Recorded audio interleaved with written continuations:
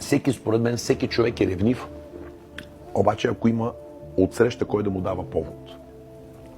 Не ти ли дават повод, няма как да ревнуваш. Друго също за мен е много важно, че един мъж трябва първо вече да осъзнат, да знае къде се намира, какво може, какво дава, не говоря финансово. Ако щеш и финансово, и морално, и емоционално. И ако смяташ, че даваш всичко възможно от себе си и тази жена иска да има отношение с някой друг мъж, за какво трябва да ревнуваш? Нека да отива.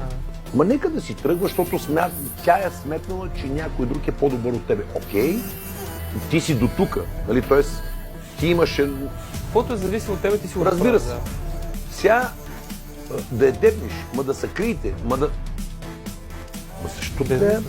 Това е пълна глупост, разбираш, ще си губя аз времето да дебна някой какво прави. Тя като искаш, отиде, разбираш, това са тъпоти. И като прецениш, че има някой по-добър, това е естествен избор, житейски избор. Като сметнеш, че някой е по-добър, отива при него. Или аз, или тя, това няма никакво значение.